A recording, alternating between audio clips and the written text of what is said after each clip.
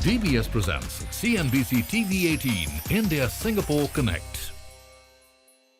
Hello and welcome to DBS Bank presents India-Singapore Connect in association with CNBC-TV18. I'm Shereen Bhan. From a single office in Mumbai to a presence in over 350 locations across India, DBS Bank has spent over 30 years committed to the India growth story. As Singapore's largest bank and one of the world's most digitally forward companies, DBS Bank has been a pillar of the India-Singapore corridor. Driving this next phase of growth in India is Rajat Verma. He joined DBS Bank India in 2023, became CEO in 2025, and under his leadership, the bank has been recognized for its strengths in corporate banking and cash management by Crystal Coalition Greenwich. Rajat, thanks very much for joining us here on CNBC-TV18. It's great to have you back in the studio. Thank you, Shereen, for having me.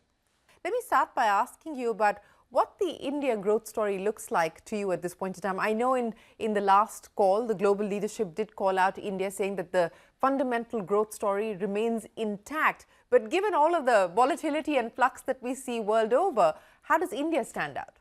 I am a great optimist on the India story, and I have been for a very long period of time.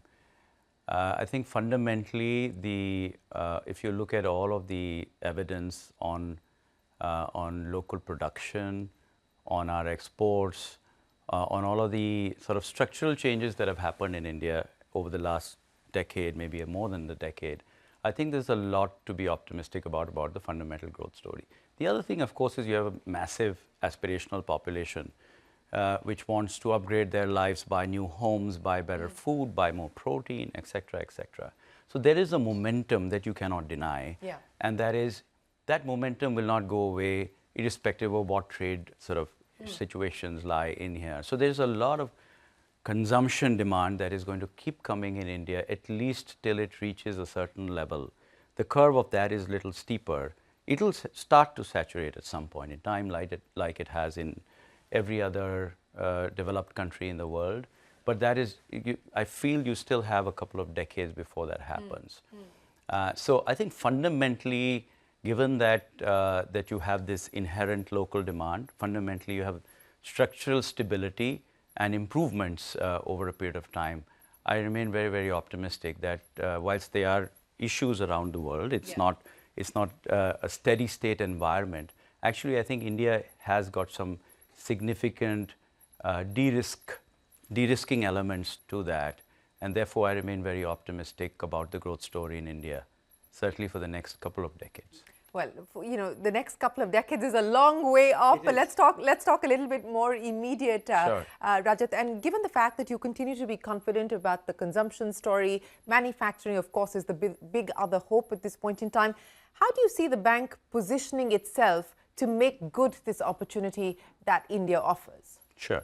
I think the banks we completed 30 years in 2024, so we've been around now for a while. We've got a network of branches, we've got various products we've got a full set, well, nearly a full set of what a universal bank will look like.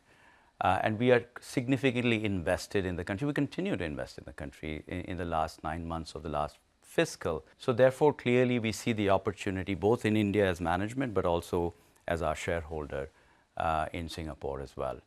So, but we can't be all things to all people. It is a very large market, right? And it's very competitive. And therefore, it is important for us to be able to focus on things where we can make a difference, where we can take leadership positions and add value to our clients. Because ultimately, if you do not add value to customers, you will start to lose out over a period of time. And therefore, that will remain an underlying theme, I believe, for the institution and for the time that I spend here as well. You know, you talked about the competitive landscape, not just the domestic banks, but of course the large private and foreign banks that you're up against as well. So what do you believe are the sweet spots then as far as DBS is concerned? What do you intend to prioritize? What will the focus areas be for you specifically? Sure. There are many. Let me begin with our wholesale bank, where we're well established. We established a branch in Gift City in July 2023 that is doing very well. I think it would be top 5 in its size already, although it's just been a couple of years since the time we started. It's inevitable as Indian companies grow in size that they need to diversify the source of financing so we can support that growth. I don't think anybody disputes that the growth of wealth in India is a monotonic, long-term opportunity for financial institutions to work with. So I see that as an opportunity for us. I see SME as an opportunity for us, because SMEs not only, not only do they serve economic purpose, they serve very important social purpose as well. From a jobs perspective. From a jobs perspective, and they're commercial. So I don't mean the CSR side of things. I mean the sort of the wealth creation, the industry creation that is coming from SMEs is actually very heartening to see. And the growth of Indian SMEs is absolutely essential for the long-term future of India. So I see us playing an important role. So I see that as an area of investment, and an area where we can support SMEs who, for example, want to go overseas or want to buy from overseas. I see that as an area that we can be specifically more useful than some other institutions. Yeah, so we are invested in growth, but I don't think we should be invested in every type of growth that is available in the market. We have to choose and pick the areas that we feel that we'll be invested in from a very long-term period of time. We certainly want to have a view that we stay invested in a particular idea for a long period of time, because it does take time for many of these products to come through. In terms of the loan book, you talked about how SME is likely to be a priority area for you. You also talked about fueling global ambitions and global aspirations of Indian companies who could potentially be looking at, foreign M&A at this point in time. Give me a sense of what the loan book is likely to look like over the next few years. What kind of growth do you work with at this point in time? The way to answer this question is that this set of products that we are invested in, we want to take them to scale. We want to scale our SME business, and the evidence of that is that we've been growing nearly at about 50% or 40-something%, 45% on our asset book in SME, which I think is of course, the law of small numbers applies here as you grow, but we have now crossed about 10,500, 11,000 crores on our SME book, so it is now reasonably substantial. And we see continued ability. Of course, you have to add some new products. You have to make sure that you add a few markets as you go along. So that's on the SME side, and I could go on. But so there is a growth. India is a very important growth engine for DBS globally. I think you'd hear that from our group as well. Yes. And therefore, we have certain sort of dimensions in mind as we go through our planning process. But what I will tell you is that what is much more important to me is that we understand that this is really just, ultimately this is about how you compound over a period of time as opposed to how you grow. So it is less important whether we grow at X or X plus delta.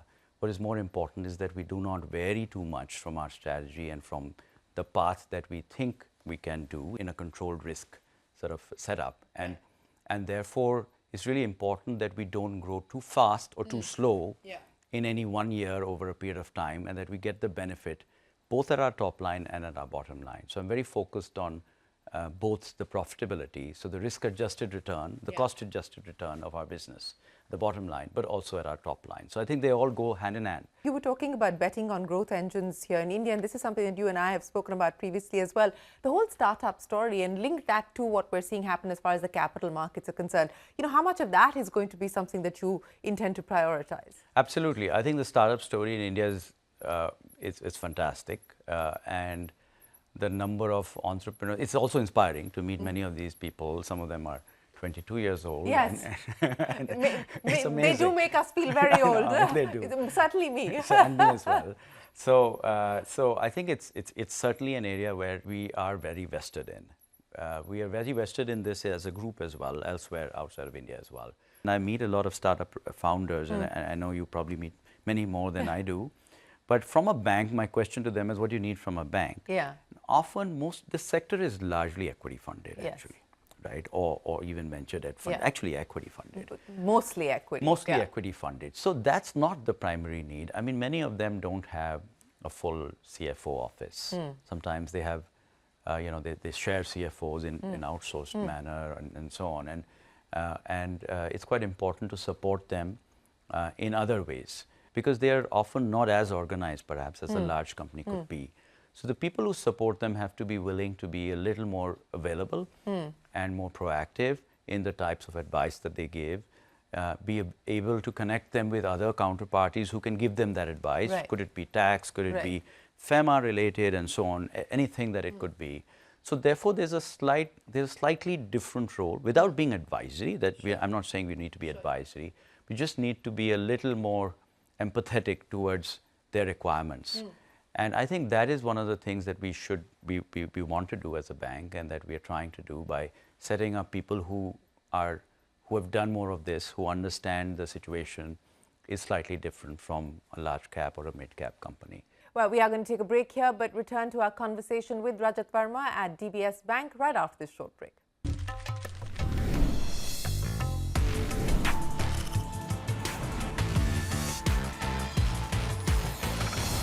DBS presents CNBC-TV18 India Singapore Connect.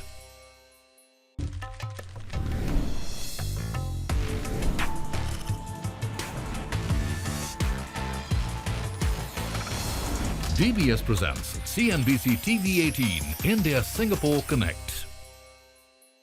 Welcome back to DBS Bank presents India Singapore Connect in association with CNBC-TV18. We're in conversation with Rajat Verma, the CEO of DBS Bank India, and let's pick up right where we left off.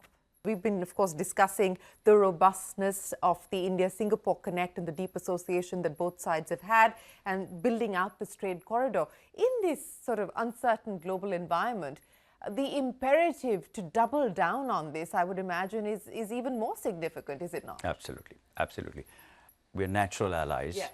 There's no doubt in my mind about that. And many of this dates back to cultural ties, of course, but also to economic ties. And that has increased manifold, I would say, in the last few decades.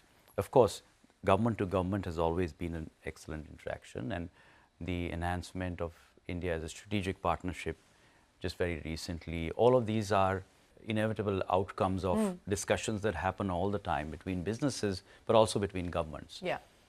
As you know, some of the largest investors in Singapore are very vested in India. And across different sectors, I mean, from infrastructure to telecom. From infrastructure to telecom to consumption, everything. Yeah. And they have a deep understanding of the Indian market, and they continue to invest. There's a lot more interaction even in the corporate strategic side as well. And you see a lot of strategic companies who are pretty large in India, and are looking to invest even more. So I think the business and economic corridor is real. The social corridor has always been real, right? Yes. It's always been real, the amount of remittances, the sort of interaction of people going and all of that. But I think the other third sort of angle to this is the financial services angle, right? So Singapore is a hub for private equity, for venture debt, for financial institutions, for startups. Yeah. So I think that these are the sort of very natural sort of points of alliance, I would say. You know, you talked about areas of congruence and convergence, and one of the, I think, opportunities that India is focused on at this point in time is how do we sort of make use of this move towards diversifying your global supply chain and what that potentially opens up as manufacturing opportunities here in India. How do you see that playing out, and what role do you believe that you could potentially play there? I think, firstly, I think India has a real shot, to my mind, of being a high-quality manufacturing center. And there's so many recent examples of that which should give us a lot more confidence. I mean, take defense, for example, where it's been proven over a period of time. So you can see that we should start to have a much greater, deeper belief in India's ability to be a manufacturing superpower at some point in time. And there I feel that the engagement with Singapore can be extremely useful, given that it's essentially not only through its own investment, but also the fact that it's a conduit for large investments, large strategics as a regional headquarters.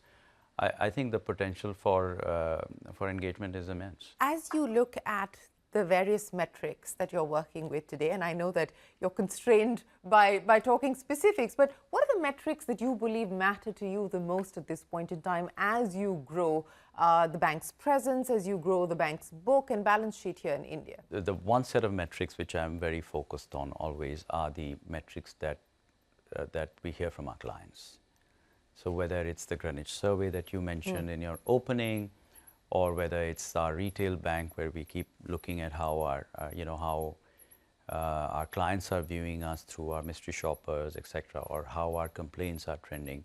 I think that ultimately is a barometer, and it's a statistical barometer over a period of time. So what you hear from clients on an absolute and a relative basis, because it kind of shows you a mirror from time to time. Yeah. The other sort of metrics, in industry has comparables, and ultimately you need to see how you fare in that on a relative basis, because that is what gives customers the confidence. So let's take the case of wholesale banking, which is today the bulk of our business. So we spoke about loan syndications at the beginning of this conversation. So let's say you're doing loan syndications. How many you do, how many investors you have the ability to reach out, how much value do you put out for Indian companies? These are all measurable things over a period of time. And so we have to measure ourselves against those in an objective manner to be able to see whether we are really up there or not.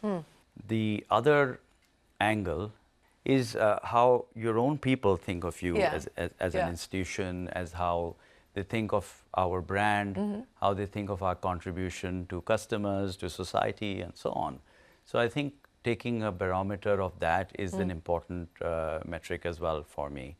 How you grow on your financial numbers are important metrics for me, which obviously, I should have said that first. They are very important because we are financial institutions, we have stakeholders. So there is a set of things that one should look beyond the subjective in any assessment, and they're very clear in my head. We did have constraints on liquidity, which the regulator is now trying to improve on. We've seen rate cuts happen. The expectation is that the rate cut cycle will continue. So how do you assess what's happening in the environment at this point in time, also from a regulatory point of view? So I think if you think about the structural things that have been happening in India, let's say over a period of 7, 8, 10, 12 years, something like that, things like SME came in. And then, of course, you had credit bureaus and things like that, which are now so instilled. So the structural changes are very profound. And that is the reason why to my mind, we have the most benign credit period that we've seen. Certainly, if I got my numbers right, and I think it's going to get better from here, 2.7 is our gross NPA, which was probably it wasn't this low for the last 12 years or so.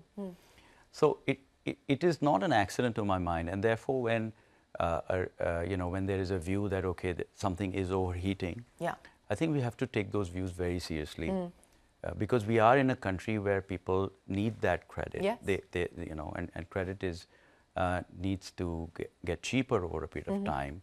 Otherwise, it becomes a burden on the borrower itself. So we have to heed those very carefully. So I actually feel that the regulatory environment is absolutely essential for this country. Absolutely essential, a tight regulatory environment. Because unless you're strong, you're not going to grow. You're going to impede the growth, as we've seen in the past. So I think it's really, to my mind, I feel very positive about the regulatory environment. No, absolutely. And as you pointed out, we need to ensure that while there is growth, that it is sustainable growth. Let me end by asking you about the big takeaway for you so far, leading DBS Bank here in India. What's been the big learning, as you've steered the bank towards this sort of new chapter of growth? So firstly, it's very early days for me. It's just been a few months as a CEO. So I think I'll have many more learnings to come. The opportunity is very clear, I think, for me to see. How you harness your own energy and your resources towards that is the role of any management team. How you do that in a consistent manner to this point of accumulating growth consistently over a period of time and not having a sort of a zigzag path to that. That's the principle, but there are lots of learnings which go under that. So how do you make sure that your controls are robust, for example? How do you make sure that your technology is robust? Because all of this feeds into how, DB is very proud to be the safest bank in Asia for a very long period of time. You have to keep living up to that reputation. These are, to me, absolutely essential safeguards given the industry that we are in. Ultimately, this is an industry of trust. Yeah. Right? So you have to be able to build on that trust and build your future on that foundation. Rajat, it's been an absolute pleasure. Thanks so much for joining us here on CNBC TV18, and we look forward to having a deeper, longer conversation with you through the course of the year. But thanks very much for being with us here in our studios today.